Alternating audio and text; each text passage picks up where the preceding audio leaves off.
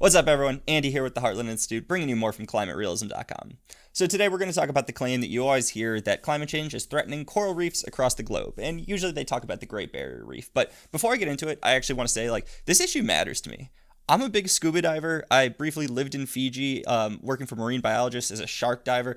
Quick story time. So I was a shark diver, and what we would do is we would bring buckets of blood out to coral reefs where sharks were, and we would dump it in the water to actually attract the sharks there. And we'd attract white tip reef sharks, black tip reef sharks, nurse sharks. For those of you that don't know anything about sharks, nurse sharks are actually cute. They're not going to hurt you. And bull sharks, which are not cute and they will hurt you. Highest testosterone content of any shark, and they can go into fresh water. But yeah, all right, sorry. That's not here or there. I just kind of wanted to say that because it's really cool. And also just to illustrate the fact that I actually care about this. I don't want to lose coral reefs. But as usual, the media is overplaying their hand. They're saying that this situation is incredibly dire when it's not, and they're misrepresenting the facts. So I wanted to bring the facts to you.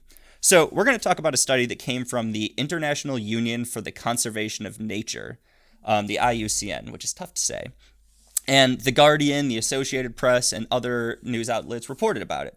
So we're going to talk about The Guardian's article, which was titled, Great Barrier Reef Outlook Critical as Climate Change Called #1 Threat to World Heritage. All right, let me read a bit from the article.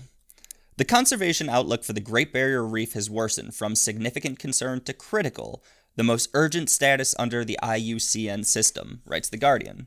The reef suffered its third mass coral bleaching in 5 years during the 2019-2020 summer.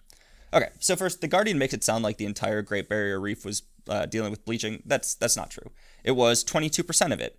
And actually, since then, much of it has recovered. So they don't mention that, but that is important to know. But look, there's a lot of factors here that it's not just climate change. So here's what these factors are.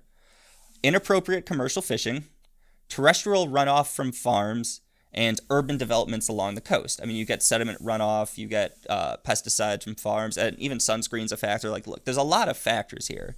All right, so here's some facts you should know about coral. First, coral thrives in warm water, not cold water.